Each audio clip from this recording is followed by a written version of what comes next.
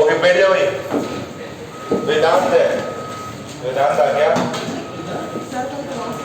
कल डिसाइड करेंगे। हाँ तो क्लास तो लगाई थी ना।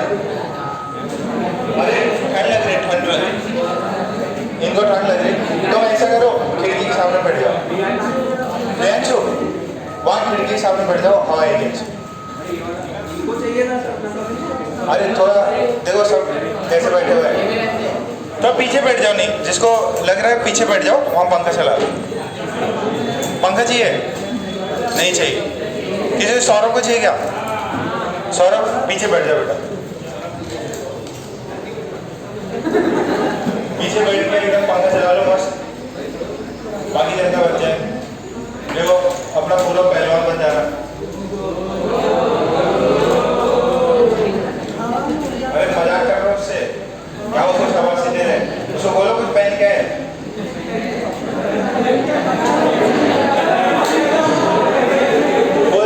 फुल स्लीव पहन के है, उसको भी सर्दी लग सकती है। देखो ईशान एकदम टिपटॉप होके आता सब, जैकेट भी पहना हुआ है। ये भी आयुष भी देखो, आयुष भी देखो स्वेटर पहना हुआ है। Very good Ayush. और कौन? अरे तुम समझो, भावनाओं को समझो, ठीक है? चीजें समझ जानी चाहिए तुम्हें। इसको मारो, चल छोड़ो। और कौन स्वेटर पहन गया है? लिबन पहन गया है, ये भी पहन गया है। गर्ल्स को भी अच्छा है पहनेंगे ठीक है। ओके आदित्य किधर है? आज आदित्य का बर्थडे है। चलो ठीक है ओके। थोड़ा आखिरी सा पार्ट बाकी है अपना, इसको कंप्लीट कर लेते हैं। सो लास्ट क्लास में हमने सैटेलाइट्स के बारे में बात नहीं, सैटेलाइट्स के बारे में पढ़ा।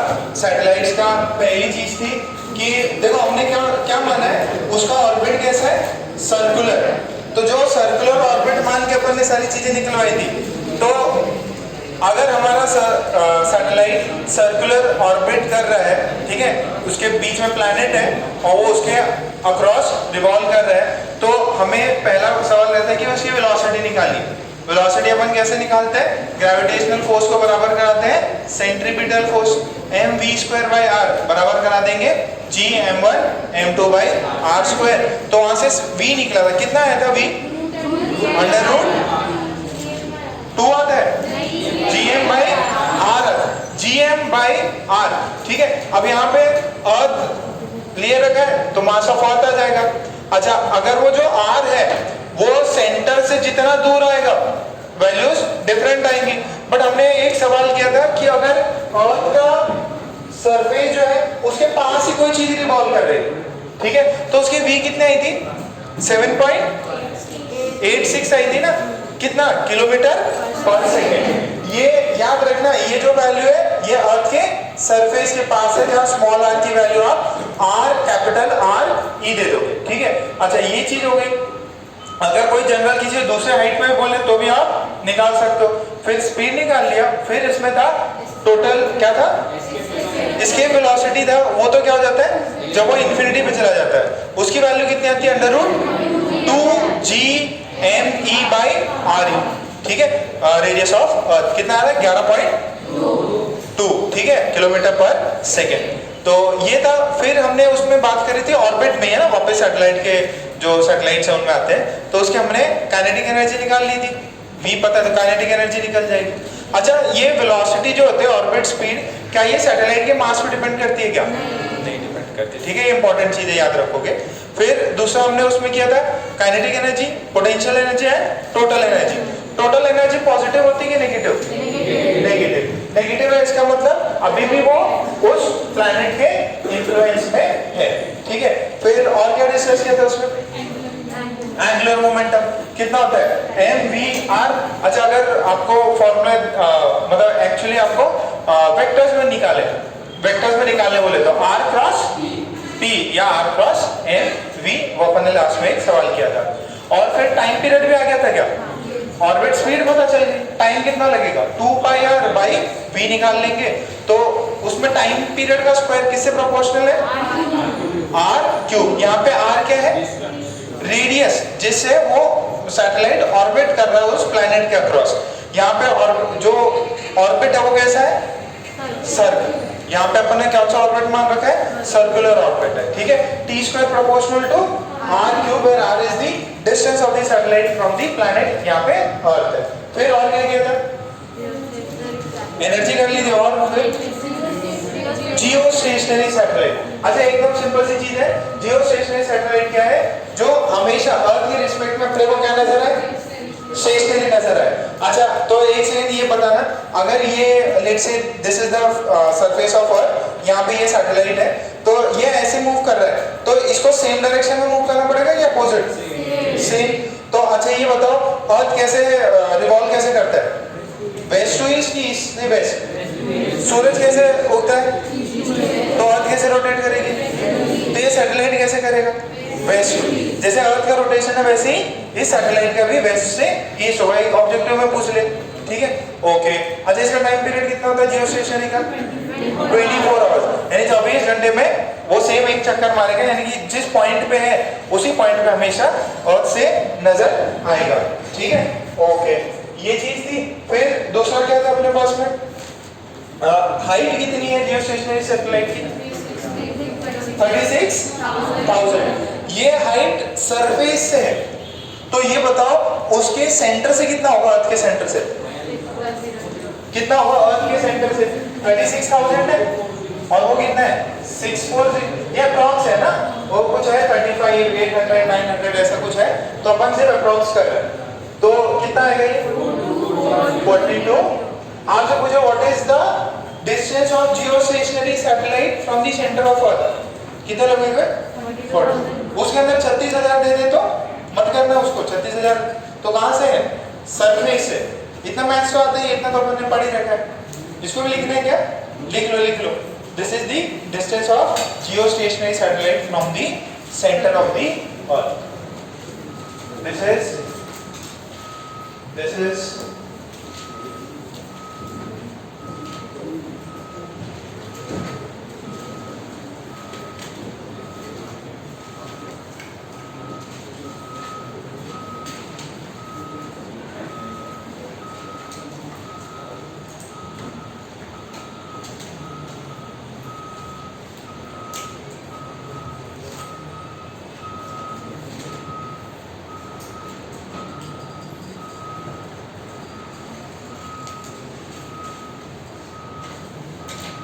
is the distance of the geostationary satellite from the center of Earth, ठीक है, ओके। ये चीज हुई जियोस्टेशनरी सैटेलाइट का टाइम पीरियड 24 आवर्स, ठीक है। और अपन ने और उसके बाद क्या कुछ किया था? क्या?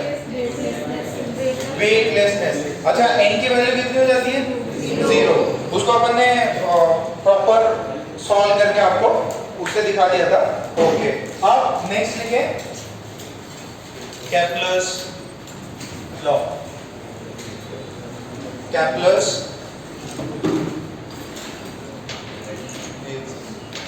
स्पेलिंग तो बताइए। Kepler's law कितने थे? 3 दिए थे, ठीक है, ओके। उसमें टाइम पीरियड और उस सब पे भी मैंने क्वेश्चन तो करा दिए थे आपको, ओके। फिर इसके अंदर पहले इलिप्स देख लेते हैं। मैथ्स वाले बच्चों को तो बहुत अच्छे से आता है।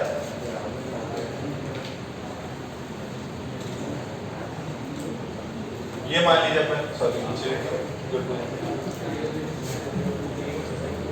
अंडा होता है,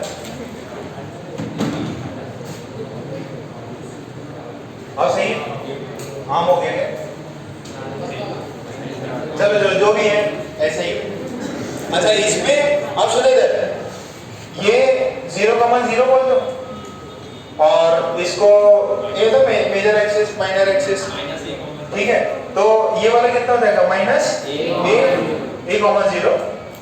दिस इज +a,0। ऊपर क्या होगा? 0,b, और नीचे क्या हो जाएगा? 0,। देखो ये जो लेंथ है, ये टोटल लेंथ कितनी है 2v, ये टोटल लेंथ कितनी है 2a, ठीक है। और इसको जो है this length is total length is 2a, ये वाली लेंथ जो है टोटल लेंथ कितनी है 2b, ठीक है। इसको क्या बोलते हैं, जो बड़ी वाली लेंथ रहती है उसको सेमी, अरे मेजर एक्सिस फिर बोलते हैं क्या, माइनर एक्सिस, मेजर एक्सिस, बड़ी वाली मेजर एक्सिस, ये वाली जो है this is major axis, major मतलब बड़ी वाली, माइनर मतलब छोटी वाली, ठीक है। अच्छा, इसके अंदर दो चीजें होती हैं, फोकस होता है, ठीक है। तो ये F1 और ये वाला F2, ठीक है। अच्छा, इसमें एक चीज होती है E, इसको क्या बोलते हैं एक्सेंट्रिसिटी, ठीक है। एक्सेंट्रिसिटी क्या होती है, इसका ये जो कर्वेचर है, ठीक है, उसकी वैल्यू बताती है। अच्छा, इसकी इक्वेशन पता है क्या, x square plus a square plus y square plus b square is equals to 1। एकदम सिंपल सी चीज है, जैसे सर्कल होता था ना वैसे ही कुछ है, मतलब जो मेडिकल वाले बच्चे हैं ना, बाकी को तो बहुत कुछ आता है इसके बारे में, बहुत सारा सम्स कर रखा है। अच्छा देखो, ये इलिप्स की क्या होती है equation, x square by a square plus y square by b square is equals to 1। अच्छा, इसके अंदर क्या है, a वाला ये पार्ट है, b वाला ये पार्ट है। अच्छा, मान लो अगर a और b सेम हो जाते तो क्या बन जाता, if a and b are same तो x square plus y square is equals to a square is equals to 1, x square plus y square is equals to a square। ये किसकी equation है, सर्कल, ठीक है। But यहाँ पे अगर a और b डिफरेंट है तो इलिप्स, ठीक है। ये एग्जैक्टली पूरा सर्कुलर पार्ट नहीं है। अच्छा, ये हो गया। अच्छा, इसकी वैल्यू कितनी होती है, कितनी होती है, माइनस a e, ठीक है, माइनस ए ई, इसकी वैल्यू प्लस ए ई कॉमा 0, ठीक है। इतना पता है क्या, ये क्या है, दो फोकस, इलिप्स में कितने फोकस होते हैं, दो, तो ये इलिप्स होता है, फोकस है, ठीक है। अच्छा, कोई मुझे बता सकता है क्या, इस ओरिजिन से what is, this is origin O, what is OP, OP length, sorry OF1, sorry my fault, OF1 कितना होगा, देखो ए ही होगा ना, ये समझ में आ रहा है, this is a E, OF2 ये भी ए ही, बट ये वाला पीछे की तरफ है, इसके से नेगेटिव साइन है। अच्छा, ये कितना होगा, इसको मुझे नाम दे दो, A B C D। अच्छा, AF1 कितना होगा, AF1 कितना होगा, A माइनस ए, डिस्टेंस हो जाएगा नहीं, तो ये वैल्यू कितनी हो गई, A1 माइनस E, सही है क्या, ओके। नेक्स्ट बताओ, ये कितना वैल्यू होगा, CF1, ये टोटल डिस्टेंस कितना है, और ये कितना है A, तो this is A plus A, this is कितना हुआ, ये 1 plus E, this is CF1, this is CF1, this is AF1, this is A into 1 minus E, और ये sorry AF1 is A bracket 1 minus E, और ये A bracket 1 plus, सबने कर रखा है ये। तो सबसे पहला केपलर लॉ क्या था, फर्स्ट केपलर लॉ, उसने बोला कि जो उसने अर्थ को इन सबको स्टडी किया, प्लैनेट्स को स्टडी किया सोलर सिस्टम में, तो बोला कि जो सारे प्लैनेट्स हैं उनके ऑर्बिट सर्कल नहीं है, अर्थ का ऑर्बिट जो है वो सर्कुलर नहीं है, कैसा है, तो इलिप्टिकल होगा, ये ऐसा होगा इलिप्स, ठीक है। अच्छा, ये अगर इलिप्स है तो जो सन होता है वो कहाँ पे लाई करेगा, इधर O पे कि F1 पे, F1 या F2 पे एक उसका सेंटर होगा, सॉरी जो सन होगा वो किसी एक फोकस पे होगा। ये मोशन कैसा है, इलिप्टिकल है। तो जब सर्कल होता था तो आप सेंटर में मानते थे उसका क्रॉस घूम रहे हैं। इलिप्स में क्या होता है, जो अपने अर्थ को स्टडी किया तो बोले कि जो भी प्लैनेट्स हैं सारे कैसा पाथ है, इलिप्टिकल पाथ है, और सन क्या है उसके फोकस पे, ठीक है, उसके फोकस पे। तो एक फोकस मान लो F1 पे, ठीक है, और ये प्लैनेट अर्थ कैसे घूम रहा होगा, ऐसे और एक ऐसा। अच्छा, तो अब ये जो मोशन हो रहा है, फर्स्ट लॉ। तो ये जो मोशन हो रहा है बेटा ऐसा, यहाँ पे मान लीजिए आपका सन है, तो ये जो अर्थ है दिस इज अर्थ। तो अर्थ एक बार सन के बहुत पास आ जाती और एक बार अर्थ क्या हो रही है बहुत दूर। इनको कुछ बोलते हैं क्या? एपीजी है, पेरिजी, याद है क्या? अपोजी या जो भी है, ठीक है, पेरिजी और अपोजी, ठीक है। तो सबसे पास में है तब क्या बोलते हैं उसको? पेरिजी बोलते हैं। सबसे दूर है तो अपोजी, ठीक है। अरे देखो ना यार, ये सबसे पास में आएगा और ये सेंटर मतलब सन है फोकस पे, तो एक समय होगा ये सबसे पास में और एक समय से घूम के सबसे दूर रहेगा, ठीक है। अर्थ का पढ़ा होगा ना आप लोगों ने कि एक टाइम होता है सबसे पास सबसे दूर, ऐसा कुछ सिस्टम बताते हैं आपको। एक होता है ना ऐसे घूम रहा है, कुछ विंटर्स थोड़े ज्यादा समय के लिए होते हैं, ज्यादा बड़े हो जाते हैं। सॉरी, विंटर्स क्या होते हैं? स्मॉल होते हैं। समर्स क्या होते हैं? अच्छा, इसमें एक चीज और होती है ना कि अर्थ का टिल्टिंग कुछ होता है, सन पहले इधर दिखता फिर इधर इधर दिखता। ये बहुत सारी चीजें पढ़ाते हैं ज्योग्राफी में, वो भी अच्छी चीज है, फिजिक्स ही है वो भी, ठीक है। बट वो चीजें रखने वाली है, अगर आपने रिसेंट में पढ़ा होगा तो याद होगा, नहीं तो बहुत लंबा समय हो गया। 10th में था क्या? 10th में था, फिजिक्स में था, ज्योग्राफी में पढ़ा। हाँ, सबके अलग अलग बोर्ड में अलग अलग पढ़ा होगा। अच्छा, ये भी पता है आपको योग दिवस कब होता है? योगा डे 21 जून। उस दिन कुछ गिरता है फ्लैग, क्या होता है? सबसे कम नहीं, इक्वल कुछ होता है उसके अंदर। अच्छा, जो भी है वो डेट इसको से डिसाइड करी थी, कुछ ऐसा है, ठीक है। आप देख लेना, वो बस सब जीके वाले टाइप की चीजें हैं। याद पढ़ा होगा तो याद होगा, रिसेंट में क्वेश्चंस नहीं आते वैसे ज्यादा, वो सब कह रहे हैं। तो पहले लिखो, यहाँ तक ये छापो पहले, और पहले फर्स्ट लॉ ये बोला कि जो भी मोशन हो रहा है वो कैसे हो रहा है? Elliptical law. ये सिर्फ और सिर्फ किसके लिए? ये मेडिकल वालों के लिए। बाकी को तो बहुत कुछ आता है, बट लिख लेना ये जरूर।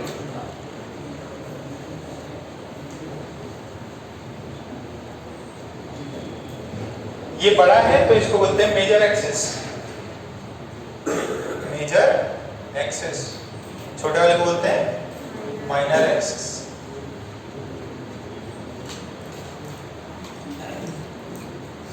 Major axis, minor axis.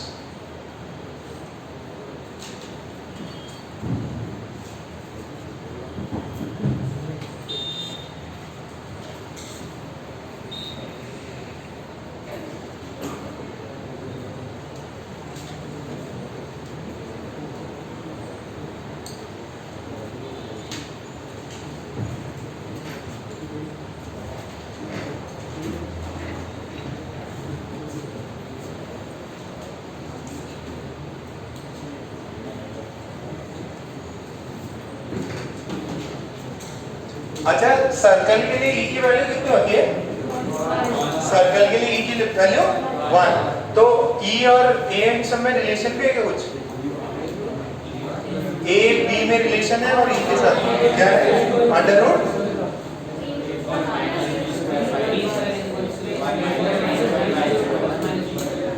ये सही है क्या? B square by A square. अच्छा, बी छोटा है ना, B square by A square, B square by A square.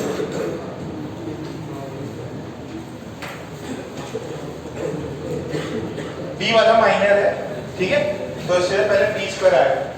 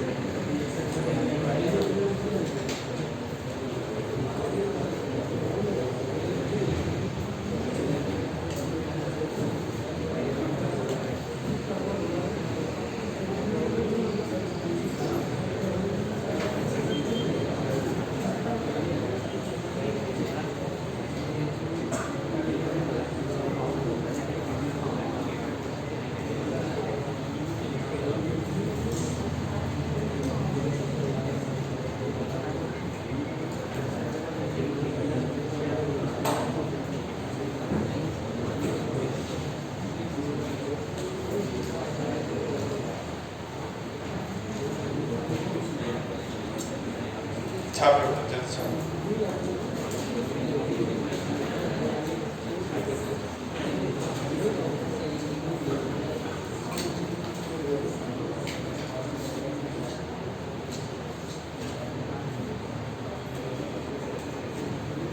Part इतना जोर लगा लिखने में आराम से लिखो।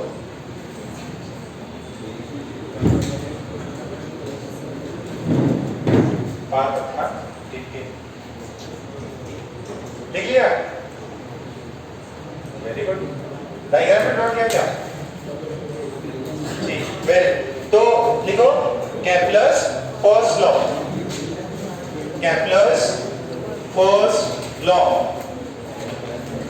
केपलर्स फर्स्ट लॉ, ब्रैकेट में लिखो law of orbit, Kepler's first law bracket में लिखो लॉ ऑफ ऑर्बिट, उसमें लिखे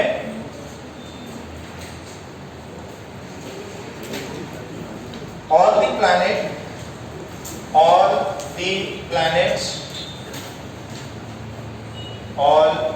planets move in, all the planets move in, all the planets move in elliptical orbits, all the planets move in elliptical orbits with the sun, with the sun at one of the foci,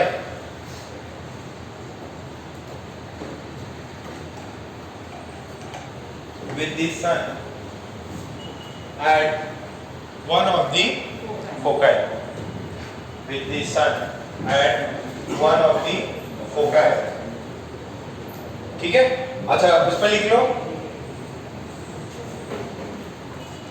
when the earth is nearest to the sun, when the earth is nearest to the sun, then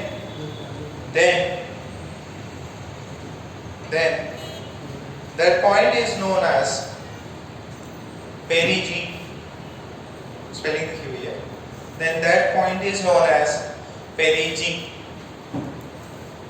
then that point is known as perigee, and when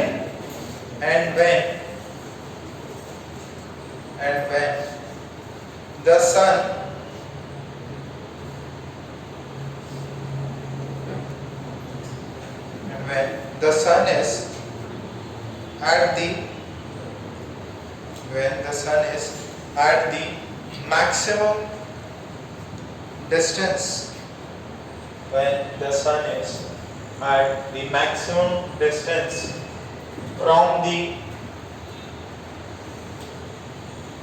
sun is at the maximum distance from, sorry, when the earth is at the maximum distance from the sun, then that is known as apogee, ठीक है।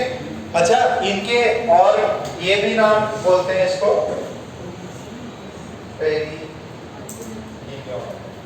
ठीक है, इसको बोलते हैं, ठीक है। ये भी स्पेलिंग याद रखो, ज्यादा तो वही क्लियर रहेगा apogee पे।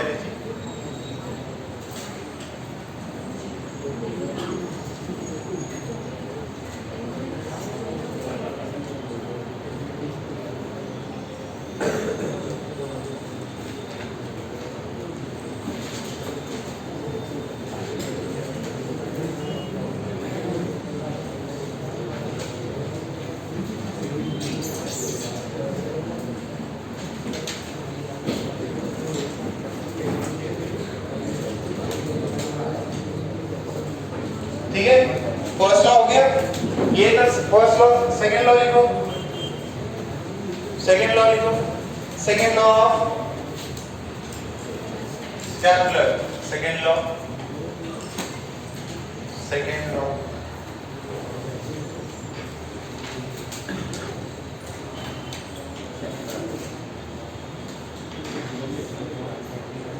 उसमें ये देखो, पहले लॉ समझा देते हैं आपको।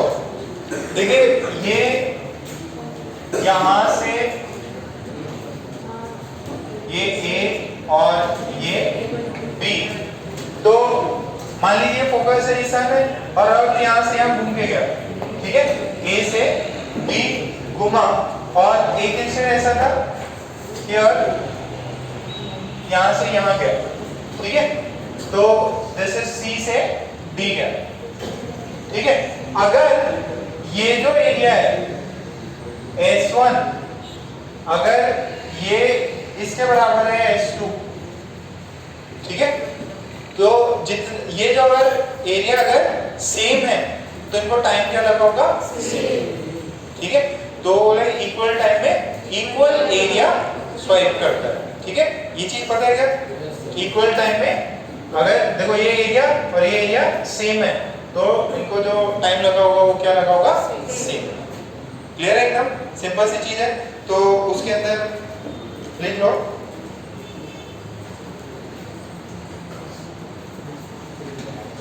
पॉइंट लिख लो,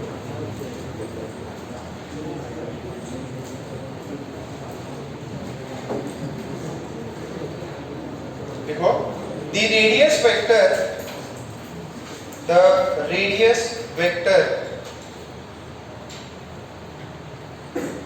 the radius vector drawn from the sun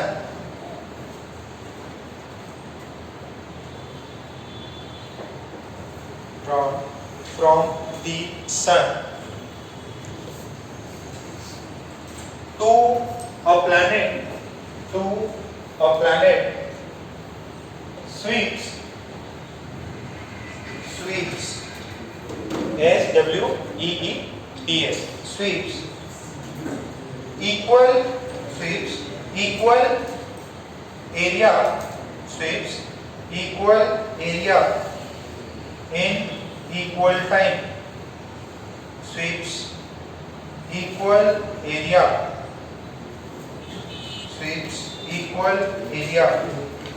in equal time,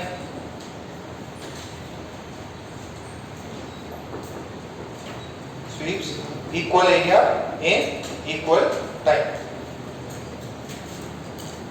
ठीक है। अच्छा इसकी वैल्यू भी पता है क्या, dA/dt नहीं पता, ओके चलो देखो एक बार, देखो मान लीजिए ये r वेक्टर है, ठीक है, यहां से ये सन से ये अर्थ का और बहुत छोटा टाइम अपन ले रहे हैं, ठीक है, बहुत छोटा टाइम dt ले रहे हैं, तो उसकी स्पीड तो ps होगी।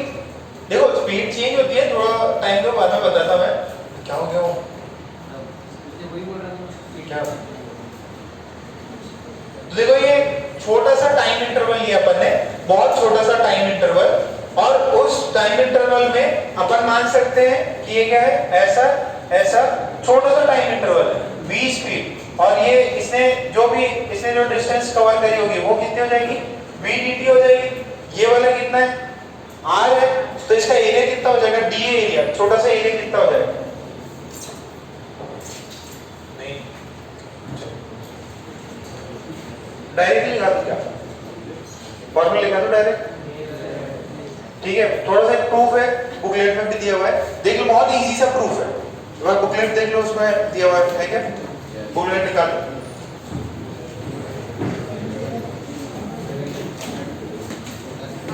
है क्या।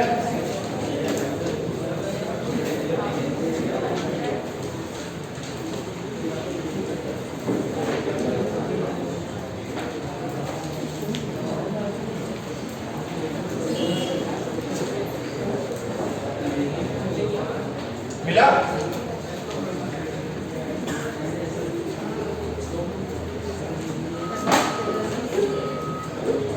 dA/dt की वैल्यू दे रखी है उन्होंने,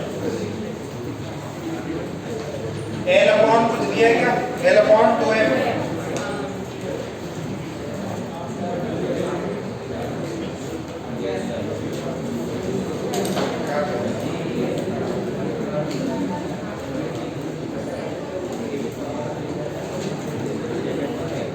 देखिए इधर उन्होंने वहां पे ये देखो VDT R, ठीक है, VDTR और उसमें एरिया दे रखा है कितना है DA। Page number 10.17, page number 10.17 उन्होंने एरिया दिया है DA। कितना एरिया DA कितना है हाफ R VDT। ओके अब इसको यहाँ पे कर दो DA बाई DT कितना हो जाएगा 1 बाई R और ये V। अच्छा फिर क्या करना है आपको मास ऑफ प्लैनेट से मल्टीप्लाई और डिवाइड करना है। ठीक है तो ऊपर देखो MVR। ठीक है नो डाउट इनमें एंगल भी होगा तो इसको क्या बोल देंगे अपन L बोल देंगे। और ये कितना हो जाएगा 2M और ये कितना होगा areal vector DA by DT। तो अब ये देखिए एकदम सिंपल सी बात है मास तो प्लैनेट का चेंज होने वाला नहीं तो भी कांस्टेंट है। और L अपन ने देखा था एंगुलर मोमेंटम क्या होता है कंजर्व रहता है। एंगुलर मोमेंटम वो ये जो इलिप्टिकल पाथ है इसमें सन के अक्रॉस क्या होगा कंजर्व सेम रहेगा क्योंकि एक्सटर्नल टॉर्क लगा नहीं है तो L जो है उसकी वैल्यू क्या रहेगी सेम। तो ये वाली कांस्टेंट ये चीज क्या है कांस्टेंट तो ये DA बाई DT भी क्या होगा कांस्टेंट यानी कि रेट ऑफ जो भी आपने एरिया स्वाइप किया है जितने टाइम में तो उसके अकॉर्डिंगली ये हमेशा क्या आएगा कांस्टेंट आएगा। अगर मान लीजिए area let's say 1 unit area को स्वाइप करने के लिए आपको चाहिए 2 आवर्स तो 2 यूनिट को कितना लगेगा रेशियो सेम आना चाहिए 4 आवर्स। तो वही है ये चीज आपको याद रखनी है this is Kepler's second law the area swept by the radial vector. ठीक है फ्रॉम और रेडियल वेक्टर का है प्लैनेट से लेके सन तक का इक्वल टाइम में वो क्या करेगा इक्वल एरिया स्वाइप करेगा। तो ये अपने को होता है एरिया निकाला है इन्होंने ये जो है ना आर का उसका एरिया निकलवाया फिर बोला कि ये DTR है DT और छोटे से टाइम में कर दिया अपन ने ये छोटा सा टाइम दिया है DT को यहाँ भेजा ये आया हाफ RV MP से मल्टीप्लाई डिवाइड किया तो ऊपर वाला टर्म जो है L के बराबर है नीचे 2MP हो गया। इसको आपको याद रखना है डायरेक्टली पूछ सकता which of the following is second Kepler's law और इसके बेसिस पे कुछ सवाल पूछ सकते। ठीक है दूसरा आप लोग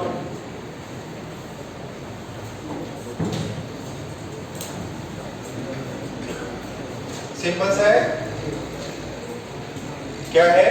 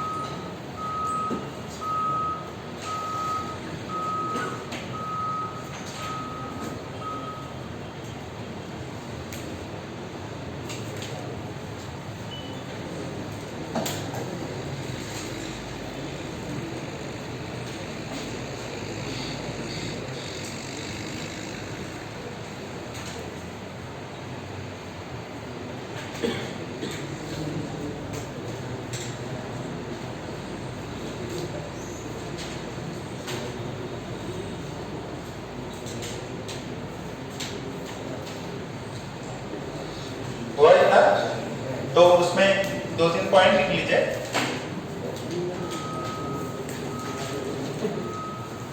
दो तीन पॉइंट लिखने हैं उसमें लिखो the angular momentum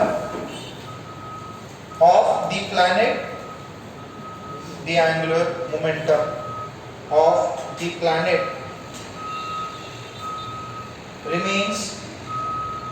angular momentum of the planet remains conserved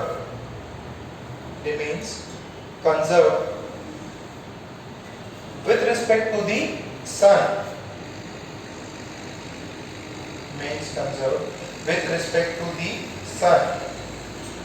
as there is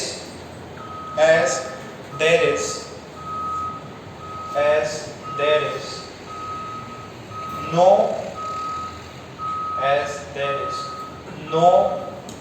external torque on the planet as there is no external torque about the planet and there is no external torque of the planet and the mass of the planet is constant and the mass of the planet is assumed to be constant and the mass of the planet is assumed to be constant.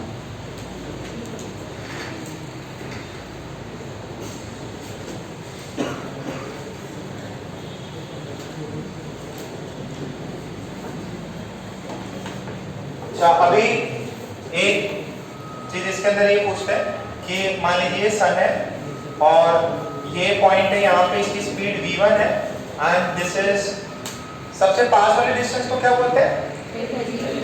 तो this is rp बोल दो, this is vp बोल दो और सबसे दूर वाले को अपोजिट, तो va बोल दो और इसको बोल दो ra बोल दो।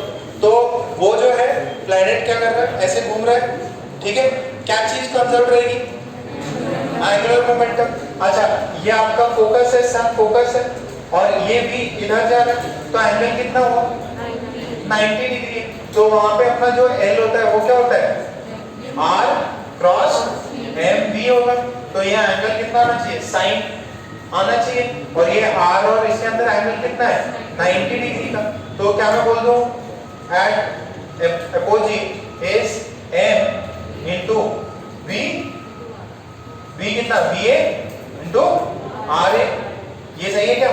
ओके, सेम यहाँ पे मैं बोलूंगा, यहाँ पे जो है R क्रॉस MV है, जब ये पॉइंट यहाँ पे हो, यहाँ B पे हो, ये भी एंगल कितना है? 90 डिग्री। तो ये कितना होगा? This is P, this is P, ये कितना हो? M VP R P। What is this? This is LP।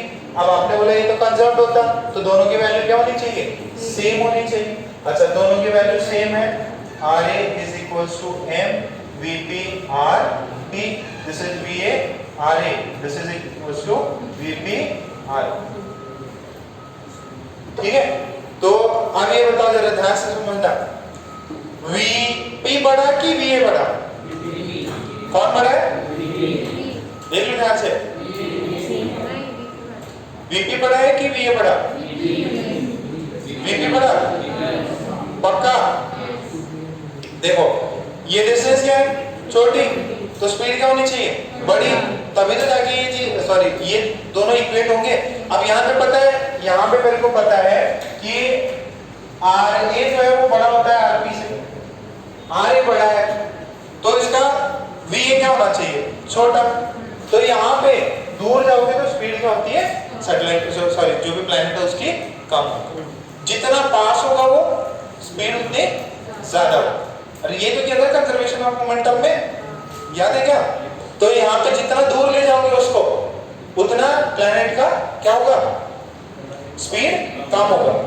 जितना पास आएगा उतना स्पीड बढ़ेगा। रीजन भी देखो, इसको इतना डिस्टेंस बढ़ गया तो थोड़ा भी चलेगा तो एरिया तो उतना ही स्वीप करेगा ना, ज्यादा एरिया स्वीप करेगा, तो इसकी स्पीड क्या कर दो? कम कर दो।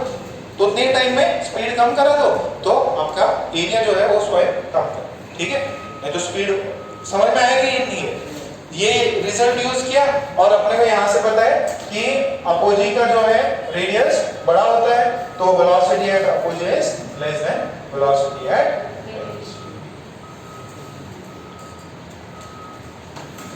ठीक है क्या?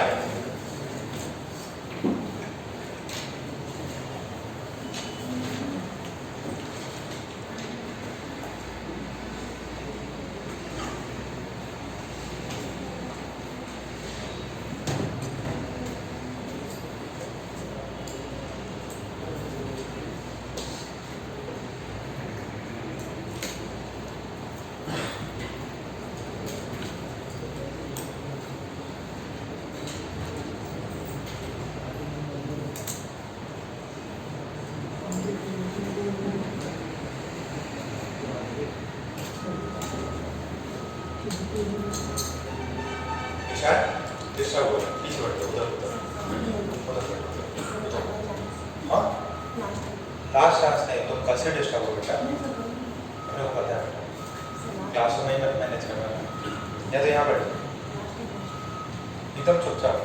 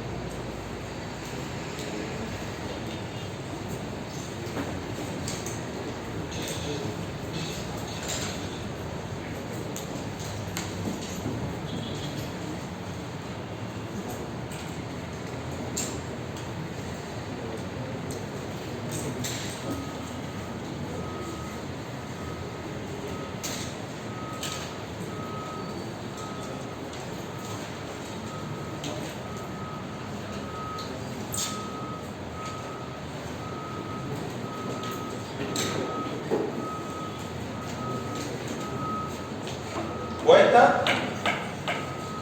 ओके, तो कुछ क्वेश्चन कर देते हैं।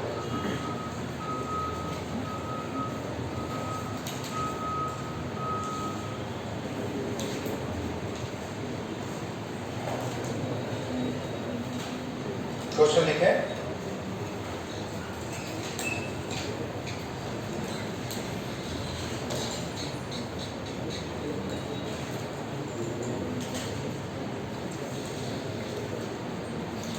a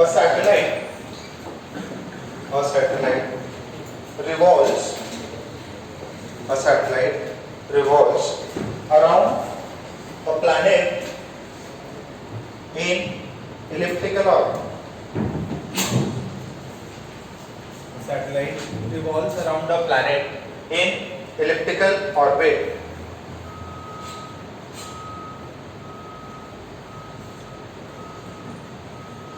The maximum and minimum distance, the maximum and minimum distance, the maximum and minimum distances are, लिख लो,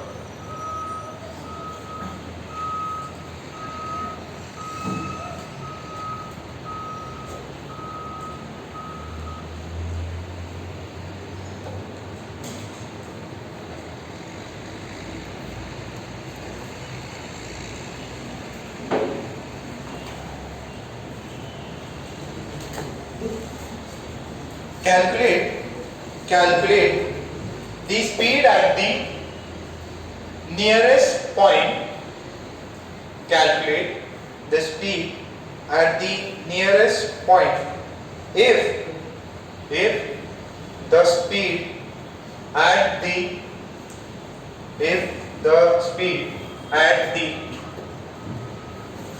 farthest place is 5 into 10 to the power 3 meter per second. Nearest point पे speed कितनी होगी?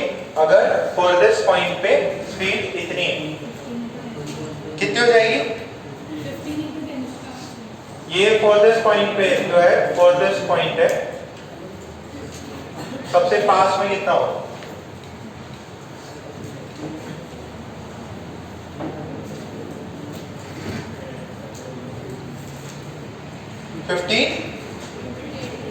into 10 to the power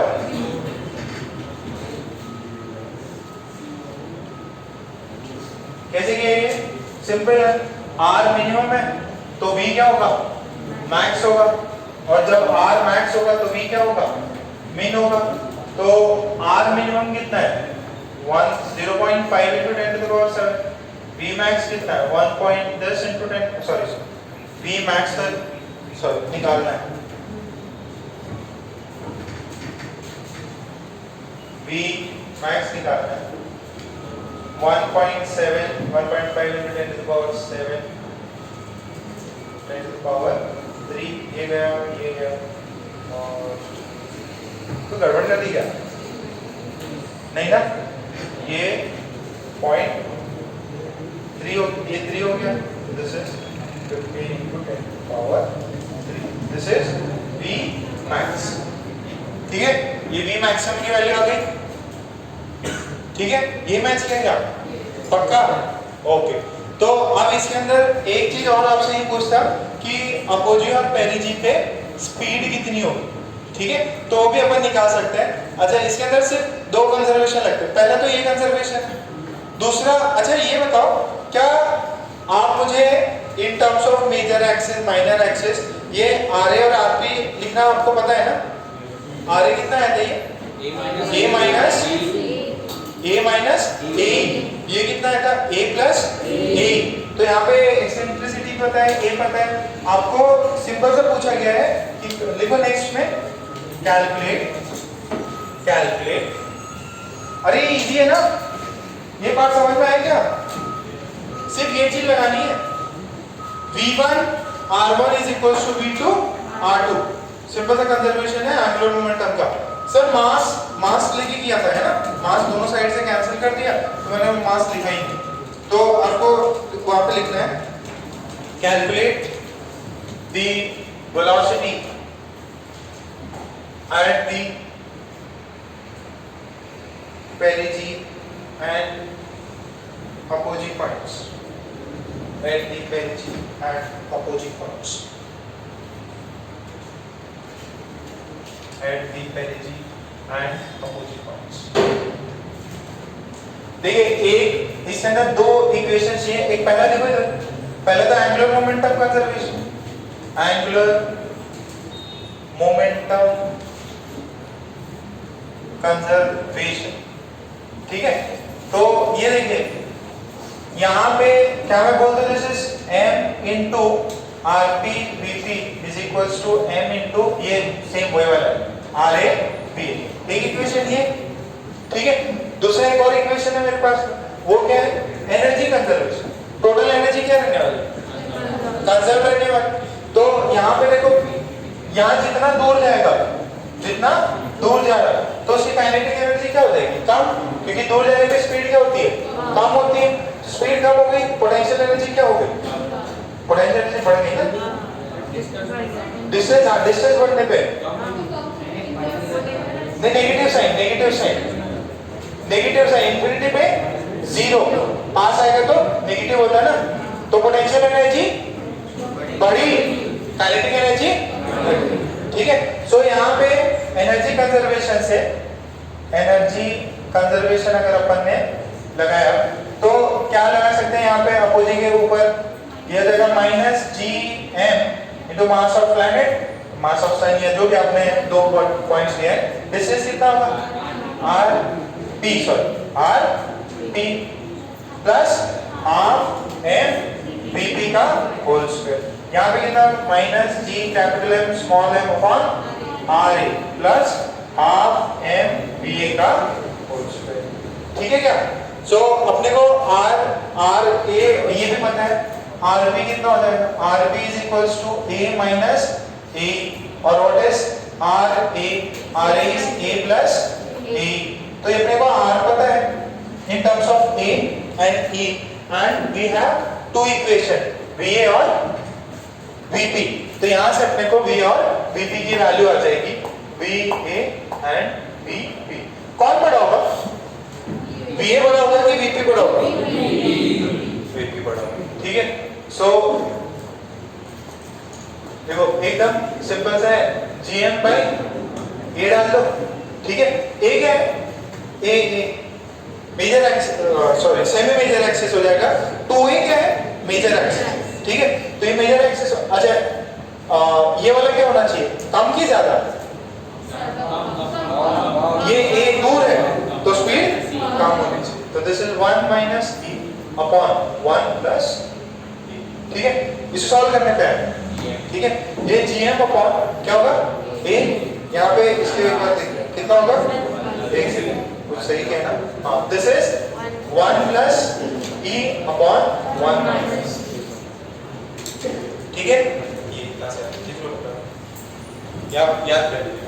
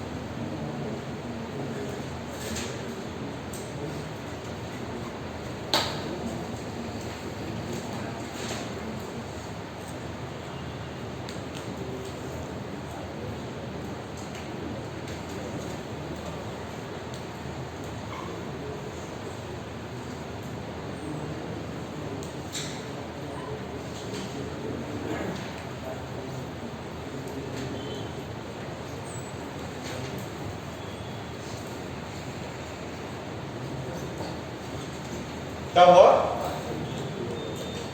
ठीक है। इसके ऊपर हैं कुछ अच्छे सवाल हैं एडवांस लेवल पे, मेंस में और नीट में तो बहुत सिंपल से सवाल है। हो सकता है ये भी डायरेक्ट पूछ ले, या इनमें ये कंपैरिजन पूछ सकता है कि कौन बड़ा कौन छोटा, और इसका स्पीड दे देगा, बोलेगा इसका स्पीड बताओ, ठीक है। या ये तो और के केस में कोई भी दूसरा XYZ हाइपोथेटिकल प्लैनेट लेके या क्वेश्चन लेके आपसे ये पूछ सकता है, ठीक है। ओके, अब एक और आखिरी लॉ है उसका, क्या था law? T square is proportional to R cube, नहीं है एक्चुअल में, ये तो सर्कुलर में था, ठीक है। यहाँ T स्क्वायर जो है प्रोपोर्शनल होगा उसकी जो एक्सिस है, कौन सी? मेजर एक्सिस, ठीक है। ये इलिप्टिकल पाथ है तो मेजर एक्सिस के जो भी डिस्टेंस रहेगा उसका सेमी मेजर एक्सिस के क्यूब से प्रोपोर्शनल। तो लिखो third law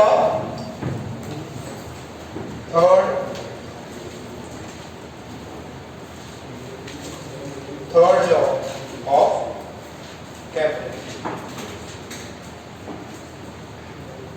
third law of Kepler,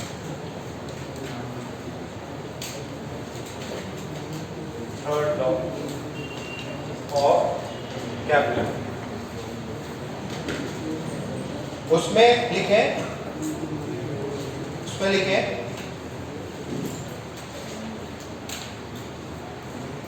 the square of the square of the time, third law में the square of the time for the planet to complete, for the planet to complete a revolution, for the planet to complete a revolution about the sun is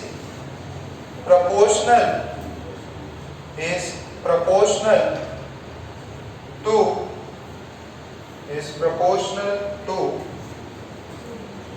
the cube is proportional to the cube is proportional to the cube of the semi-major axis, proportional to the cube of the semi-major axis, semi-major axis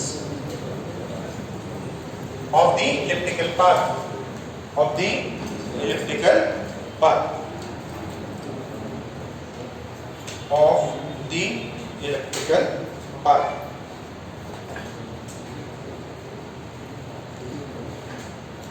ठीक है, अब देखिए आपके पास में कोई भी area मिले, ये तो है, ये किससे आया था, सेकंड से आया था ना, dA by dt is L upon 2m, where L is the angular momentum, मास किसका ये प्लैनेट का मास है जो कि रिवॉल्व कर रहा है, जो सन है उसके अक्रॉस रिवॉल्व कर रहा है। तो यहाँ से टाइम पीरियड कितना आ जाएगा, टाइम पीरियड इसको इधर भेज दीजिए, इसको 2m by L को इधर भेज दो। अच्छा इलिप्स का एरिया पता है क्या किसी को, पाई, ठीक है, और ये अपना क्या है L है, ठीक है। अच्छा आप सुनिए, अब आपके पास में टाइम आएगा L है, अब इसके अंदर आप वैल्यू सब्स्टिट्यूट कर दीजिए L की, वैल्यू सब्स्टिट्यूट कर दीजिए L की, आपको टाइम पीरियड की वैल्यू आ जाएगी। तो L कितना है, एक पॉइंट पे डाल सब्स्टिट्यूट कर दो, देखो L जो है वो थ्रू आउट कांस्टेंट होने वाला है, L जो है वो थ्रू आउट कांस्टेंट होगा। तो आप या तो जो भी आप पहले जी आप खोजी एक पॉइंट ले लीजिए, उसमें आपको मैंने v भी निकालना सिखा दिया, मैं थोड़ी देर पहले v भी निकाला था और उसका डिस्टेंस भी पता है, तो आप एक पॉइंट डाल के इसकी वैल्यू निकाल सकते हो। t is equals to 2m, इसमें डाल दो m, ओजे डाल लो, दिस इज RA, और ये तो पाई, ये भी हो जाएगा, इसकी वैल्यू पता है आपको, ठीक है। va की वैल्यू डाल दो, कितने थे अभी डाल दो, फटाफट वैल्यू डाल दो, va vb जो भी आप वैल्यूज डाल सकते हो।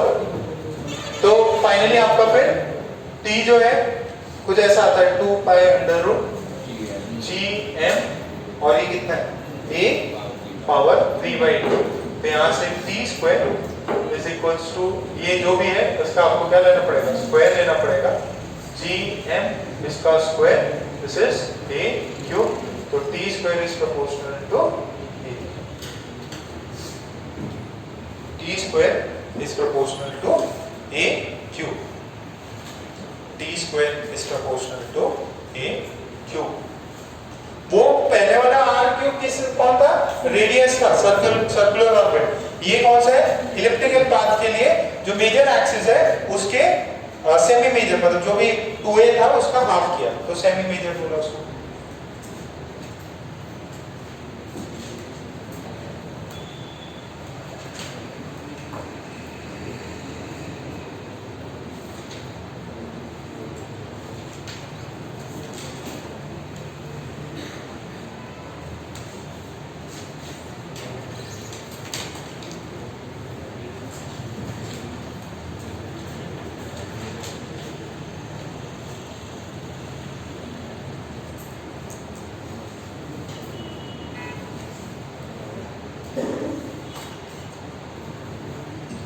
इंडेक्स एक्सरसाइज 5 का फर्स्ट क्वेश्चन देखो, इंडेक्स एक्सरसाइज 5 का फर्स्ट क्वेश्चन देख लो एक बार, पेज नंबर कितना है उसका,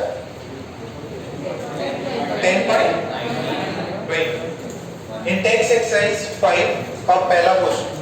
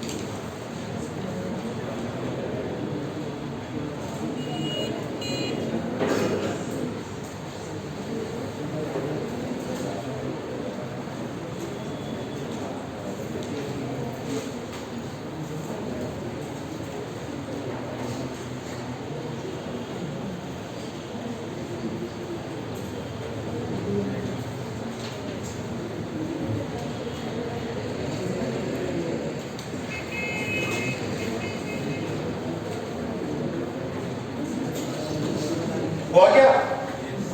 पहले कितना है? आर पे है तो 20 डेज, फिर कितना हो गया? 4 आर पे कितना है? आया क्या? कितना आ रहा है? 160 ना? क्यूब करके दे देना, क्यूब ले लेना, पहले क्यूब करो। अरे सिंपल है, 4 टाइम्स रेडियस हो गया ना, तो what is square root of 2? फिर उसका क्यूब कितना होगा? 8 टाइम्स हो जाएगा। पहले 20 डेज है, फिर इनटू 8 करो तो 160। ठीक है क्या? सो ऐसे ही क्वेश्चंस है, आप और भी कर लेना। मैक्सिमम मिनिमम सब डिस्टेंस देके उन्होंने एंगुलर मोमेंटम ने सब पूछा है। सर्कुलर ऑर्बिट्स अपन ने कर लिया था। ओके यार, एक चीज और है, मैं सैटेलाइट्स में ये पार्ट कंप्लीट है ना, केप्लर्स लॉ, इसके इंटेक्स एक्सरसाइज जो सॉल्व एग्जांपल्स है कुछ बहुत बढ़िया है। ठीक है, तो अगर समय रहा तो एडवांस की कुछ प्रॉब्लम्स अपन करा लेंगे। बहुत अच्छे प्रॉब्लम्स है, वही बाकी सारे बुक्स में भी वही है। तो ये सॉल्व एग्जांपल्स आप पक्का कर लेना ना। कुछ जो अच्छे एडवांस लेवल के थोड़े ज्योमेट्री यूज करी उन्होंने। ओके, अब ये केप्लर्स लॉ कंप्लीट। 2 पार्ट और रह गए। एक सुन लो, एक ये कितना होता है बाइंडिंग एनर्जी? बाइंडिंग एनर्जी पता है क्या? एक इलेक्ट्रॉन है और वो घूम रहा है, ठीक है, किसी ऑर्बिट में, उसकी बाइंडिंग एनर्जी कितनी होगी? उसको कहां से ले जाना होगा? उस ऑर्बिट से लेके इंफिनिटी तक ले जाना होगा। तो अगर आपसे कोई बोले कि गिवन सैटेलाइट की बाइंडिंग एनर्जी कितनी होगी, तो वो टोटल एनर्जी जो होती है उसी का मॉड होता है। देखो आपके कुछ टोटल एनर्जी होगी, मान लीजिए -10 जूल्स, एक ऐसा घूम रहा है, उसके -10 जूल्स, मुझे बोले कि बाइंडिंग एनर्जी कितनी है, उतनी एनर्जी सप्लाई करो, तो जो वो उसकी बॉन्डिंग है, बाइंडिंग है उस सैटेलाइट, सॉरी उस पर्टिकुलर उस ऑर्बिट में, वो बाइंडिंग टूट के वो इंफिनिटी पे ले जाए। तो एक सिंपल सा एक पॉइंट लिख लो, binding energy of a satellite, binding energy of a satellite. उसमें लिख लो the magnitude of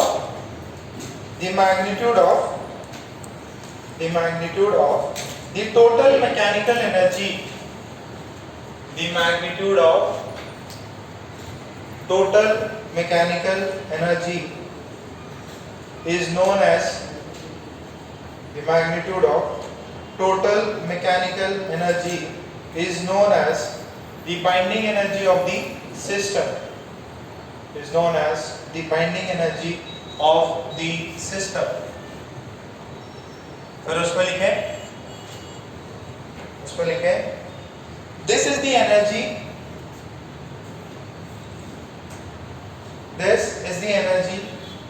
due to which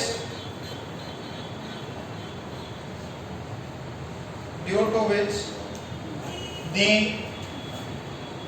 satellite is bound. This is the energy due to which the satellite is bound. Due to which the satellite is bound to the planet. ठीक है? The planet. देखना पड़ेगा, मेरे को भी याद points जैसे वैसे बता दिए। क्या है मॉड? सिंपल समझ लो, जो भी टोटल एनर्जी है उसका मैग्नीट्यूड क्या होगा?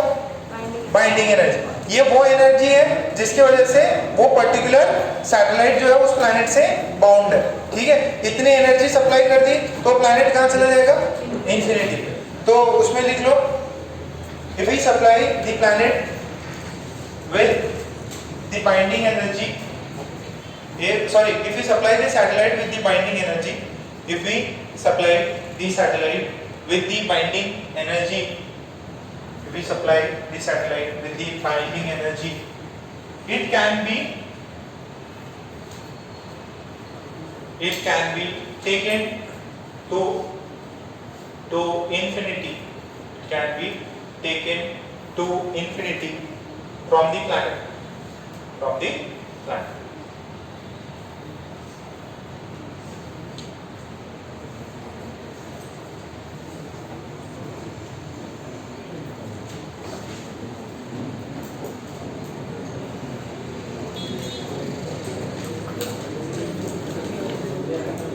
ओके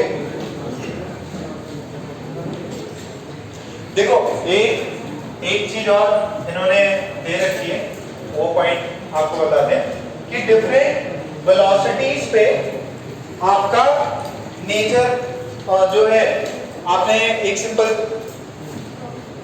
एक प्लैनेट है और उस पर आपने क्या किया देखना, एकदम सिंपल सा है, आपने यहां से बॉडी को 0 से ड्रॉप कर दिया, तो उसका ट्रेजेक्टरी कैसी होगी? अरे थोड़ा सा दूर ले जाके उसको 0 से ड्रॉप कर दिया, कैसा मोशन होगा उसका? नीचे की तरफ। समझ में आ रहा है क्या? तो इसका मोशन क्या होगा? Straight line. तो बोले कि प्लैनेट है, उसे थोड़ा सा डिस्टेंस पे आके ऑब्जेक्ट को अपन ने ड्रॉप कर दिया, तो what is the trajectory? Trajectory उसकी कैसी होगी? ट्रेजेक्टरी जो है ऑफ पार्टिकल या बॉडी कितनी होगी? Straight line. When u is 0 the trajectory is straight line। ठीक है। अच्छा अब देखो, हमने उसको सम डिस्टेंस पे है, r डिस्टेंस पे, थोड़ा सा ये r ही हो गया, ये h हो गया है ना, और अपन ने उसको एक स्पीड दे रखी है, अपन ने उसको स्पीड दे रखी है √g_m_e/r। r is capital R E plus H। मुझे कैसा हो? What is the trajectory? Circular. इतनी थी तो सर्कुलर, तो this is √g_m_e upon capital R E plus H। This is circular trajectory, circular trajectory. ठीक है। तो अच्छा, इन बिटवीन दिया तो एच हाइट पे अपन ने उसको इतना नहीं दिया, सर्कुलर ऑर्बिट करने जितना नहीं दिया, अपन ने क्या दिया उसको? अपन ने 0 से ज्यादा और उससे कम, तो उसका जो मोशन होगा वो ऐसा होगा। ठीक है। उसका मोशन कैसा होगा? Elliptical motion. कैसा होगा? Elliptical motion. ठीक है। तो ये इसको बोलते हैं इनर इलिप्टिकल मोशन। ये कितने u पे आएगा? When u is less than √gme/r and greater than 0। तो इसको बोलते हैं इनर इलिप्टिकल मोशन। अच्छा, एक और होता है कि हमने इससे ज्यादा दे दिया बट एस्केप वेलोसिटी से कम दे दिया। एस्केप वेलोसिटी कितनी होती है? √2gme/r, और इससे ज्यादा दे दिया, तो इससे क्या होता था? Circular motion. तो सर्कुलर से तो ज्यादा दे दिया और उससे कम दिया, एस्केप नहीं करेगा। तो एस्केप नहीं करेगा तो प्लैनेट है यहाँ पे ऐसा है। अच्छा, ये वाला थोड़ा ऐसा था, अब ये क्या हो जाएगा? ये ऐसे जाके ऐसे इलिप्टिकल करेगा। ठीक है। इसका मोशन कैसा होगा? ये outer elliptical, outer elliptical motion. ठीक है। अच्छा, फिफ्थ केस और है, अपन ने उसको क्या दिया? इससे ज्यादा, तो यहाँ पे है, और ये क्या होगा? ऐसे दूर चला जाए। ठीक है, छोड़ के चला गया, प्लैनेट वापस आएगा नहीं। अब यहाँ जहां पे भी आप थोड़ा सा ऊपर भी जाके आप लोग उतना दे दिया और क्या ऐसे फेंक दो, या तो होगा कि वो क्या करेगा? उसके सरफेस वापस वो उस प्लैनेट या उस स्थान के, सॉरी जो भी प्लैनेट है उसके अक्रॉस वो सैटेलाइट नहीं आएगा। इतनी दे दी कि वो इन्फिनिटी पे चला गया। ठीक है। इसको क्या बोलते हैं? पैराबोला। ठीक है। बात समझ में आ रही है? पहले क्या है? स्ट्रेट लाइन, इसमें क्या है? ऑर्बिट, इनके बिटवीन दिया तो इनर इलिप्टिकल। ये क्या होगा? ये आउटर में क्या होता है? ये प्लैनेट को भी पूरा क्रॉस कर दिया, इसमें क्या है? ये यहाँ से यहाँ तक करेगा। ठीक है। और वो दे दिया तो वो तो पैराबोला होके बाहर ही निकल जाएगा, उसकी ग्रेविटेशनल फील्ड से बाहर निकलेगा। ठीक है। उसको पांचवें वाले को अपन वापस यहाँ पे दिखा दें।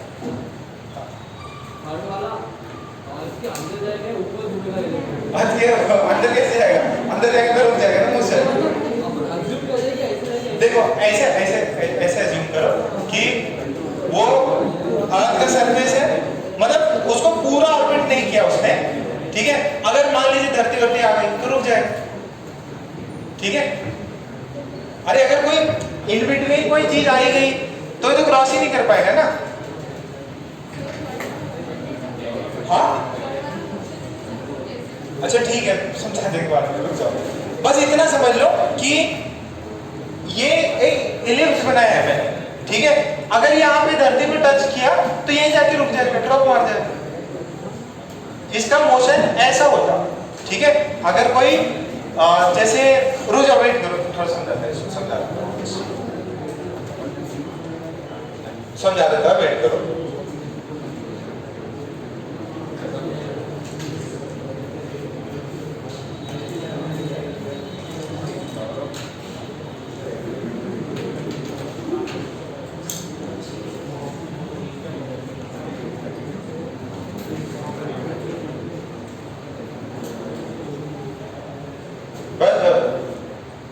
फटाफट छाप ले।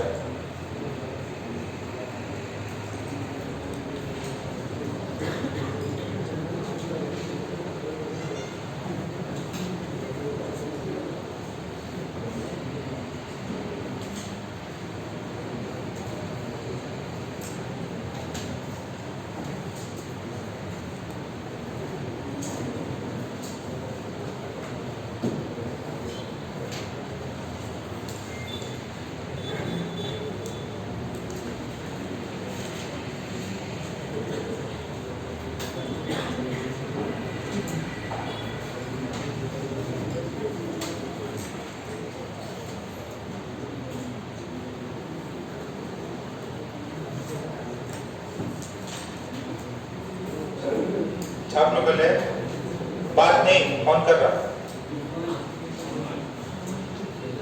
अमन अमन आ नहीं दे रहा। अरे अरे उससे वैसे नहीं करते ना। वही अरे वैसे अरे लड़ाई मत करो। अरे नमन तो मैं डांट थोड़ी रहा हूँ, मैं आगे बुला रहा हूँ। आ जाओ नाम दे दो, एक जगह दे दो। अरे वो किधर है, वेदांत किधर है? ये लोग ना गलती है कि वेदांत को साथ में बिठाई करो। अरे सौरभ उसे साथ बिठाई करो, दिखता ही नहीं, वही समस्या है। अरे यहाँ पे यहाँ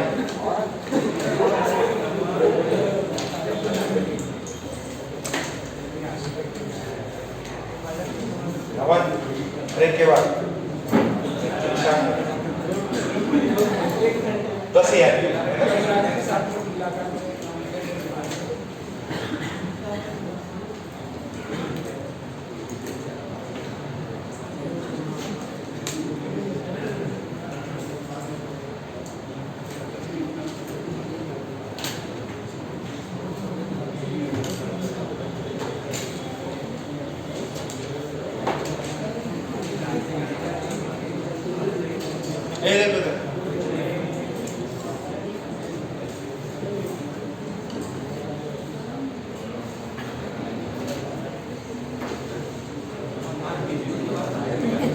देखो देखो यहाँ सुनो, मान लीजिए अपने पास में ये अर्थ प्लैनेट है, ठीक है।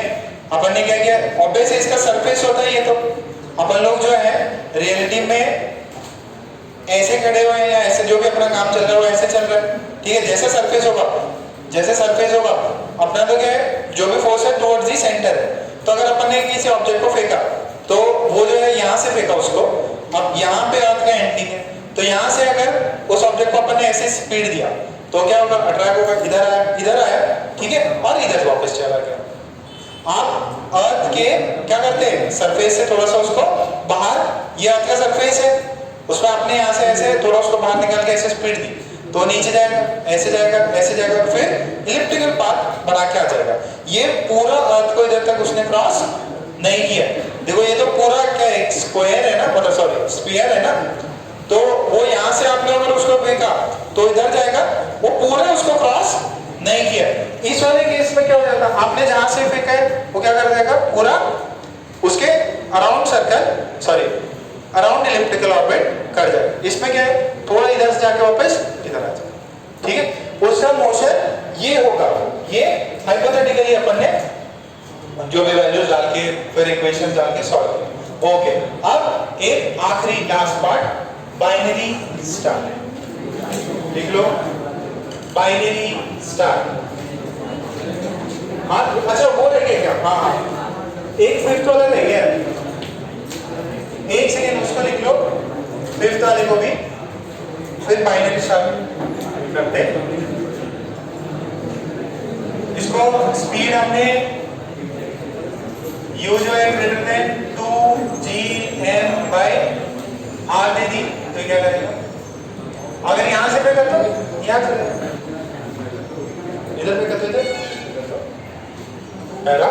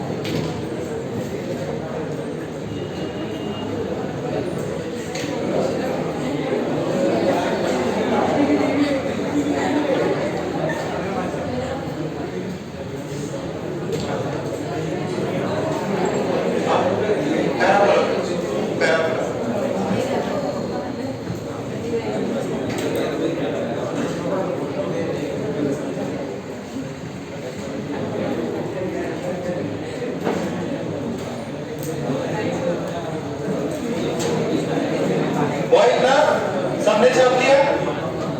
नेक्स्ट चलो फिर बाइनरी स्टार।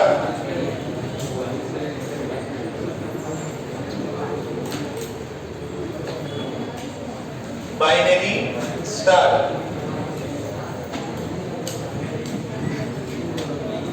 देखो अपन ने एक है ना पहले जो क्वेश्चन किया था, सुनो ध्यान से, पहले उसमें क्वेश्चन किया था, उसमें बोला एक सेंटर है और दो जो है दो मासेस वो ऐसे गोल गोल घूम रहे हैं, ठीक है। उसके अंदर वो एग्जैक्टली बाइनरी सिस्टम नहीं है। बाइनरी जो स्टार है, बाइनरी स्टार, उसको इन्होंने डिफरेंट टाइप से, वो तो एक गिवन प्रॉब्लम था जिसको अपन ने कि भाई जो भी ग्रेविटेशनल फोर्स लग रहा होगा उसकी वजह से वो सेंटर से गोल गोल घूम रहे होंगे।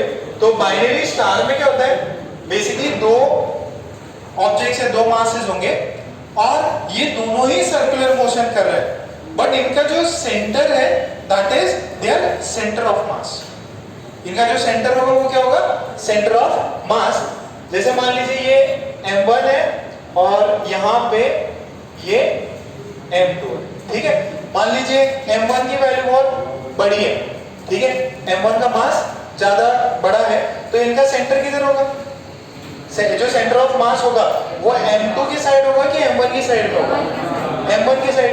मान लीजिए सेंटर ऑफ मास यहाँ पे, ठीक है। अच्छा, जब सेंटर ऑफ मास यहाँ पे है तो ये वाला क्या करेगा, किसके क्रॉस घूमेगा, सेंटर ऑफ मास के, तो ये वाला ऐसा सर्कल करेगा, ठीक है। अच्छा, m2 के लिए भी ये सेंटर ऑफ मास, तो ये जो है ये ऐसा इलेक्ट्रिकल सर्कल, ठीक है। इसका ये रेडियस, इसका ये radius, and what is this, this is the centre of मास। तो ये r1 हो गया और ये रेडियस किसका हो गया, r2 हो गया। बस ये चीज इन्होंने डिस्कस करी है कि जो दो स्टार्स जो अपने सेंटर ऑफ मास के अराउंड रिवॉल्व करें वो क्या है, बाइनरी स्टार का कॉम्बिनेशन है। अच्छा अब सुनो मेरी बात सुनो, इधर देखो, ये m1 इधर, m2 इधर, सेंटर ऑफ मास इधर। अच्छा मान लीजिए m1 को मैंने लेटर स्टेज में यहां पहुंचा दिया, तो m1 यहां आ गया, m2 किधर आएगा, इधर इधर इधर इधर, कहां पे, इधर आना चाहिए, समझ में आ रहा है क्या। तो इन दोनों को क्या करना चाहिए, सेम लाइन में लाई करना होगा ना। अगर तीन पॉइंट्स हैं, तीनों पॉइंट्स को अपने को स्ट्रेट लाइन में ही रखना है। ये जो लाइन बनेगी, अब उसको किससे क्रॉस करना होगा, m2 से। तो ध्यान से सुनो, अगर ये ऊपर है तो ये एग्जैक्टली नीचे इसके अपोजिट में, ये इधर है तो ये इधर, अगर ये इधर पहुंचा तो ये इधर। अच्छा मान लो इसको यहाँ घूम के आने में 12 घंटे लग रहे हैं, तो इसको भी यहाँ पे वापस m2 आने में कितना लगेगा, तो इनका सेम क्या रहेगा, क्या टाइम पीरियड, क्या ओमेगा बोल दो क्या, ओमेगा भी सेम रहेगा, ठीक है। तो इसमें क्या चीज सेम रहती है? ओमेगा। क्या स्पीड सेम होगी क्या? ठीक है। तो अपन बस यही चीज लिखेंगे, पहले लिख लो बाइनरी स्टार और उसके अंदर कुछ पॉइंट्स लिख लीजिए। Binary star slash double star system slash double R system, sorry double star system, double star system. उसमें फर्स्ट पॉइंट लिखे, उसमें फर्स्ट पॉइंट लिखे, it is a system, it is a system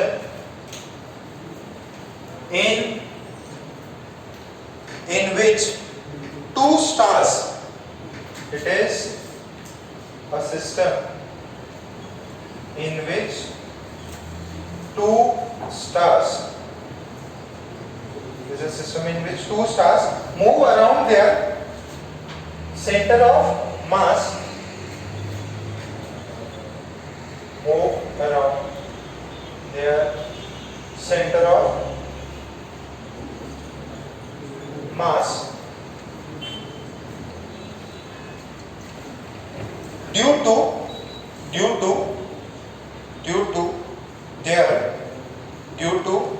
their force, gravitational force of attraction, due to their gravitational force of attraction, due to their gravitational force of attraction,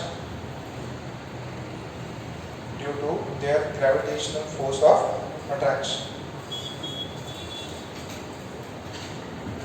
अच्छा ये देखिए m1 और m2 के बीच में distance कितना है? d। तो r1 radius कितना होता है? ये सेंटर ऑफ मास है ना, तो पहले बताओ सेंटर ऑफ मास की वैल्यू कितनी होगी? अगर इसको ओरिजिन मानते हैं तो होता है m2, याद है क्या ये? m1 d1 plus m1 m2 d2 upon m1 plus m2, तो जो भी ओरिजिन लगा के अपन चीजें निकाल सकते हैं। टोटल डिस्टेंस कितना है? r1 plus r2 that is d। तो दोनों को ऐड करोगे तो वही d निकलेगा। तो इसको ऐसे लिखते हैं क्या, जो जितना सही किया है गलत किया है? सही है क्या? लिख लो भाई। गलत है। देखो बहुत ज्यादा बड़ा होगा मास, लेट्स से मैं बोलता हूं m1 is greater than m2। अब ये बताओ यहां पे क्या रखिए? ऊपर m2 नीचे, ठीक है। ये याद है क्या? जितना ज्यादा मास होगा उतना सेंटर ऑफ मास उसके तरफ खींचेगा। तो m1 आ रही है तो यहाँ r1 कितना होना चाहिए? छोटा। छोटा होने के लिए m2 पर।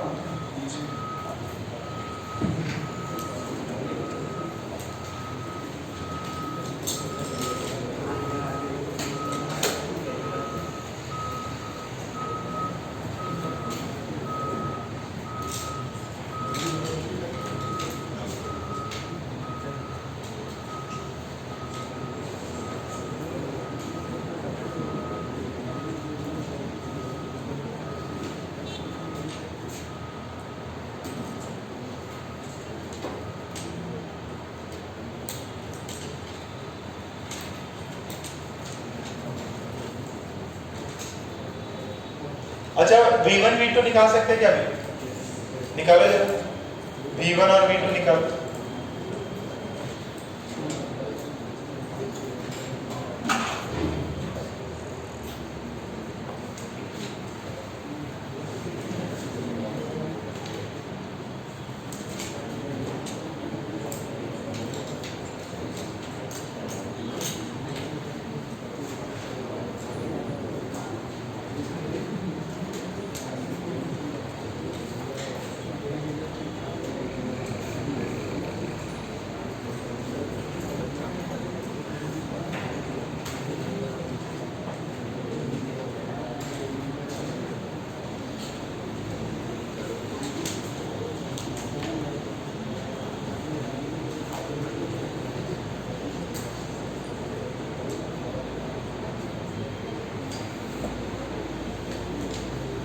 ये किसकी वजह से घूम रहे हैं? बिकॉज ऑफ ग्रेविटेशनल फोर्स, और ग्रेविटेशनल फोर्स की वजह से ये किस में घूम रहे हैं? सर्कल में। इसका रेडियस कितना है? m1 का r1, m2 का कितना है? r2। तो क्या मैं बोल सकता हूं दिस इज m1 v1 का होल स्क्वायर बाई कितना आएगा? r1 is equal to g m1 m2 by उनके बीच में डिस्टेंस कितना है? d square. सही है क्या? देख लो जरा v1 की वैल्यू कितनी आएगी यहां से। r1 के टर्म्स में निकाल लो। r1 को d के टर्म्स में लिख सकते हैं m1 कट गया, v1 square g m2 r1 by d square g m2, और r1 की वैल्यू वहां से डाल दो। कितना है? m2d upon m1 plus m2 into ये कितना हो जाएगा? d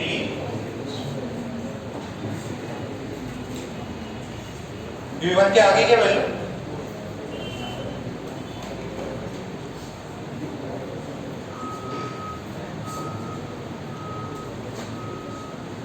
under root g m2 का whole square upon m1 plus m2 into d।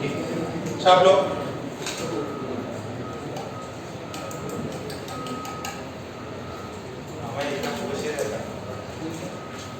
अब वो तुम्हें बताओ। अरे मल्हार किधर है? कल आए थे क्या? रूम पे पढ़ाई कर रहे क्या? सर्दी आ गया, काम आ गया। हाँ ठीक है, इंफॉर्मेशन कम्युनिकेट हो गई।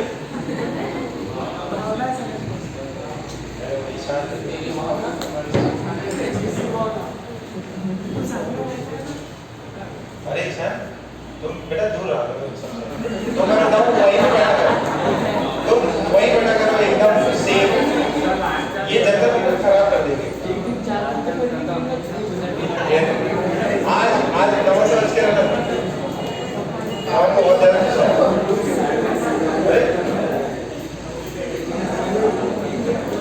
ईशान अभी मौका है, वहां जा सकते हैं। आराम से बैठो एकदम चिल होके। एक बेंच, एक अकेला ईशान बैग पे रख सकते हो उधर।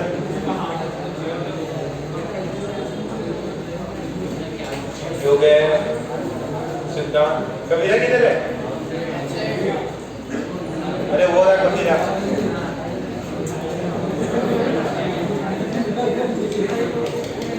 कबीरा एकदम शांत। चिंट्या भी है, चिंट्या एकदम सही जगह बैठा है।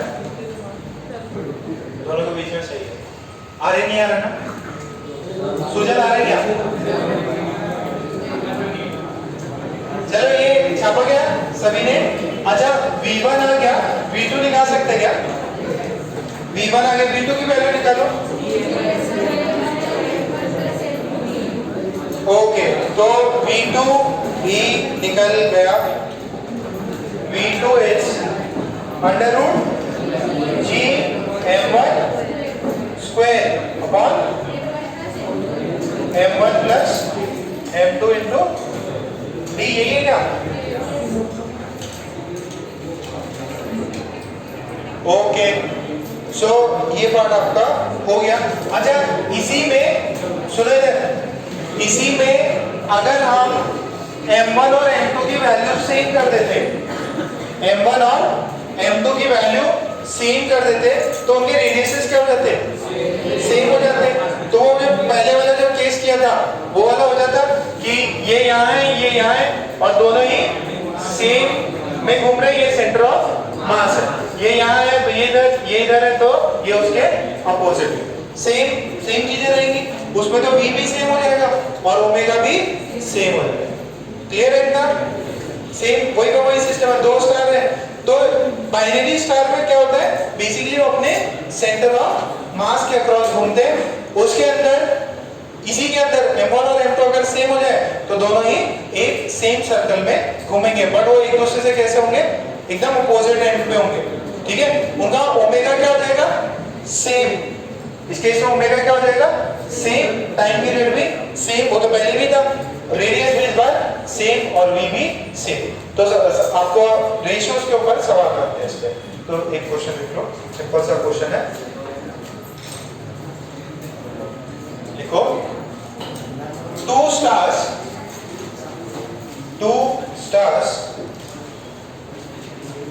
M1 and M2, two stars of M1 and M2 are separated by a distance d, are separated by a distance d, are separated by a distance d, separated by a distance d. If their masses are m and 2m respectively,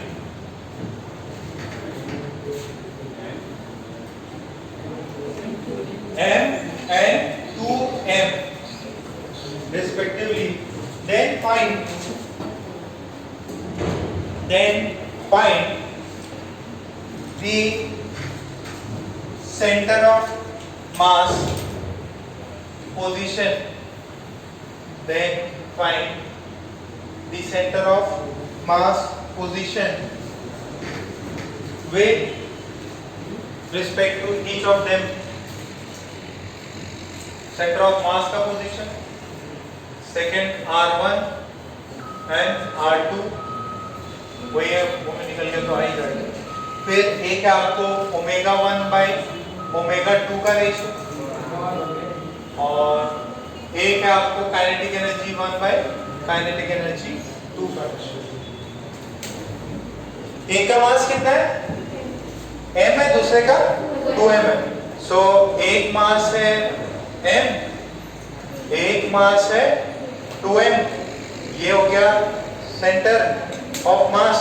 total distance कितना था, d, तो ये कितना हो जाएगा, d by 3, ये कितना हो जाएगा 2d बाई 3। तो बताइए r1 कितना होगा, r1 कितना लेता है, m1 को लिया था, ये m को लिया था क्या, ये m1 था क्या, और ये वाला m2, तो r1 कितना हो जाएगा 2d बाई 3 ना,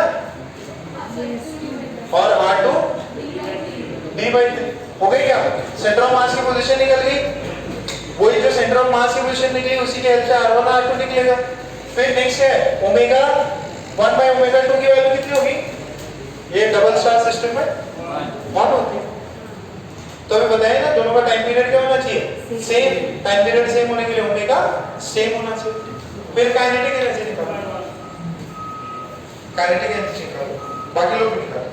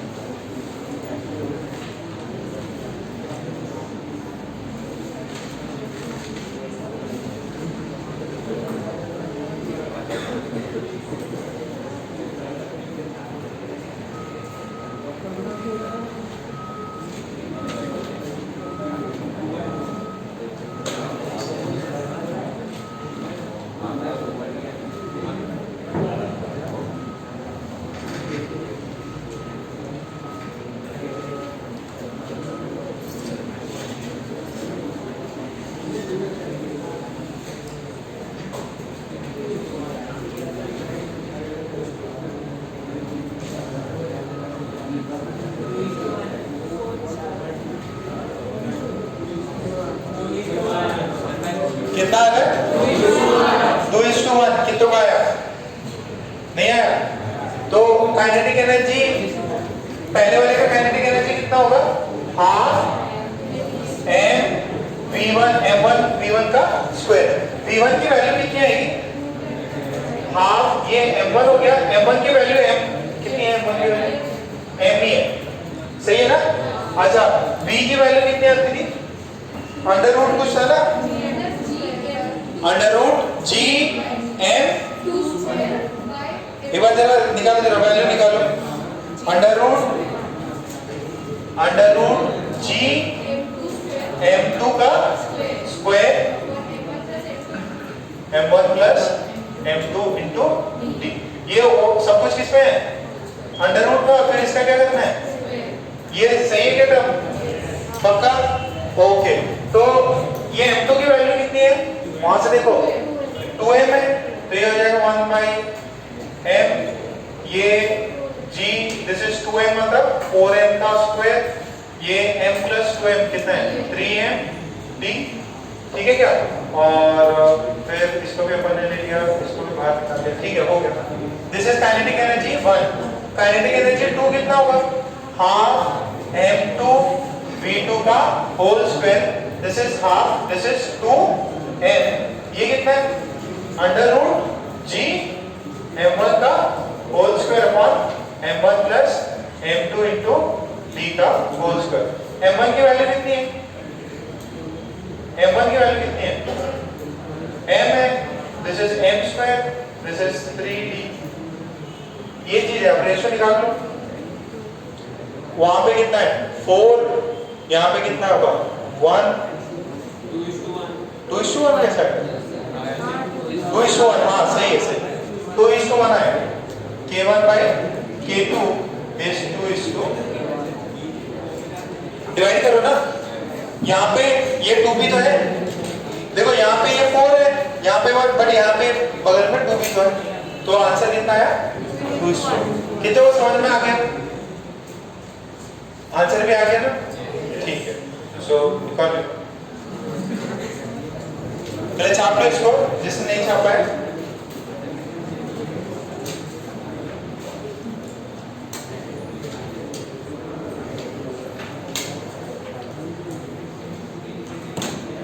एक दिन में ये अपना चैप्टर कंप्लीट हो गया है ना। बस प्रॉब्लम करा रहे हैं इसमें। Gravitation complete. अब इसके बाद में सुनो, ग्रेविटेशन में थ्योरी सब कुछ कंप्लीट हुआ है। अब आपकी तरफ से मेहनत बाकी है। उसमें टाइम पीरियड वाले इजी वाले सवाल तो बिल्कुल नहीं छूटने चाहिए। रेडियस बढ़ा दिया, ये बढ़ा दिया, बताओ रेशियो बताओ, ठीक है, फोर्स के रेशियो बताओ, वो सब आप करोगे। और प्रॉब्लम लिस्ट ज्यादा से ज्यादा देखो, ताकि आपके एडवांस लेवल वाले प्रॉब्लम्स इसमें हो सके। देखो सुनो, मैकेनिक्स है, मैकेनिक्स में यानी पुराने सारे सवाल अपन जोड़ सकते हैं इसमें। अगर आप प्लैनेट्स वाले पार्ट्स छोड़ दो, बाकी सारे कंजर्वेशन वो सब जोड़ सकते हैं। काफी टफ भी बनाया जा सकता है, बट आपको बेसिक चीजें तो आनी चाहिए। केपलर पे अगर कोई भी क्वेश्चन पूछा जाए तो आपसे पक्का बनना चाहिए, टाइम पीरियड पे, इलेक्ट्रिकल मोशन पे। और जो आपको एक्स्ट्रा एडवांस में मैथ्स भी आती है, तो उनको थोड़ा बहुत ऊपर नीचे थोड़ा मैथ्स का भी अच्छा ज्योमेट्री के सवाल बनाए जा सकते हैं। अच्छा, इसके बाद में एक अपना ऑप्टिकल इंस्ट्रूमेंट है, वो एक दिन लगेगा। ठीक है, ऑप्टिकल इंस्ट्रूमेंट के लिए आगे टेक्स्ट बुक आपको लेके आनी पड़ेगी, और वो एक दिन में कंप्लीट हो जाएगा। फिर अपना एक और एडवांस वाला चैप्टर है वेव ऑप्टिक्स। वो फर्स्ट सेक्शन बहुत इजी है, उसमें प्रॉब्लम बहुत ज्यादा करने हैं और बहुत इंपॉर्टेंट है। तो देखते हैं कितने दिन और लगते हैं। फिर 3 ही बचे, एक फिर वापस बोर्ड गए हैं। कौन सा? मटेरियल प्रॉपर्टीज है, और फेरोमैग्नेट है ना, डायमैग्नेट, वो सब आप टेक्स्ट बुक से करोगे। ठीक है, सो एक क्वेश्चन लिख लो, बस एक क्वेश्चन लिखो। क्वेश्चन लिखो, if the distance between Earth and Sun, if the distance between Earth and Sun is is half of the present value. The distance between Earth and Sun is half of the present value. Then find the number of days in a year. Then find the number of days in a year. एक साल में कितने दिन?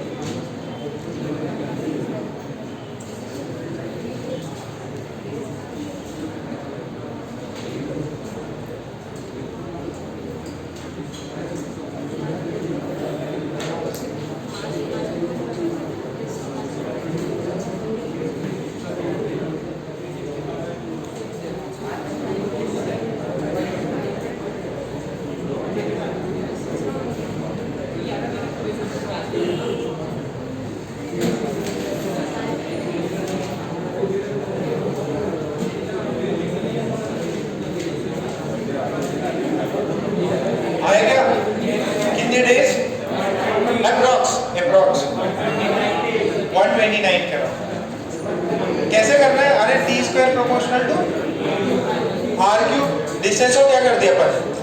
Half कर दिया, तो नीचे कितना जाएगा? नीचे डिनोमिनेटर में आ जाएगा 2 की पावर 3।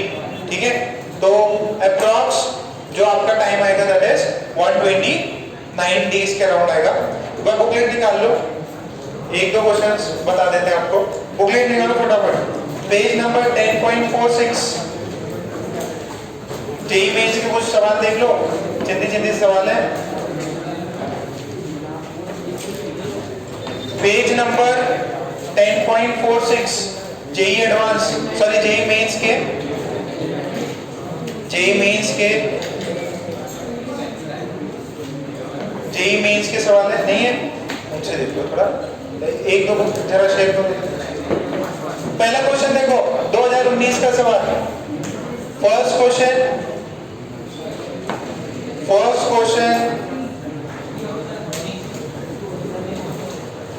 डायरेक्ट सॉल्व करना है। कुछ क्या है वैल्यू? आपसे पूछा है what is areal velocity. Areal velocity तो सर बताया नहीं आपने। अरे dA/dt that is aerial. Area कितने से चेंज हो रहा? एरियल वेलोसिटी कितना होता? L/2। तो डायरेक्ट फॉर्मूला बेस 2019 का सवाल। अच्छा जरा 5वां नंबर का सवाल देखो, 5वां नंबर का सवाल देखो, एकदम जल्दी से है। Option D. अब इसके अंदर कोई ऐसा अपोजिट नहीं है कि भाई सर नेगेटिव दिया हो, पॉजिटिव में दिया है, सारे ग्राफ ऊपर ही हैं। और अपने को पता पहले स्ट्रेट लाइन होता है, फिर कैसा होता है? हाइपरबोला टाइप होता है, मतलब 1/r² से प्रोपोर्शनल। अरे ठीक है क्या? ओके, जरा 11वां नंबर का सवाल देखो।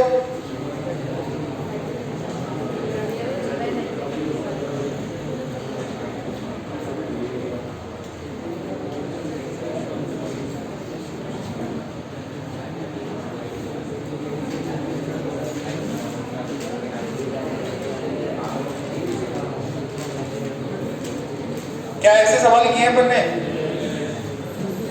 क्या बोलते हैं इनमें क्या होता है? जी की वैल्यू देखनी रहती ना आपको। जी की वैल्यू g/9 दिया है, तो फॉर्मूला कौन सा यूज करोगे? gm/ क्या था? re + h का होल स्क्वायर। अप्रोक्सीमेशन मत लगाना, सॉल्व करो।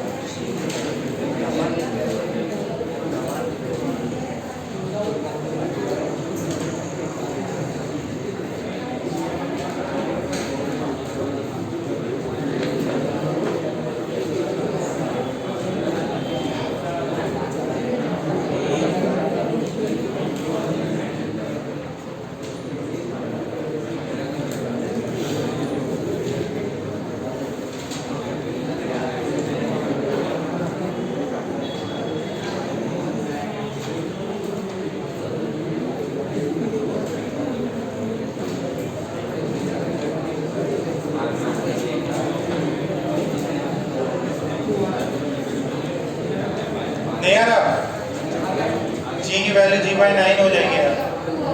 कितना आ रहा है? एकदम सिंपल था, r प्लस h होता है ना, h को 2r कर लोगे तो 3r हो जाएगा और 3r का स्क्वायर 9r, 9r का मतलब 9r। अच्छा जरा 10th का सवाल देखो, 10th नंबर का 2011 का सवाल है।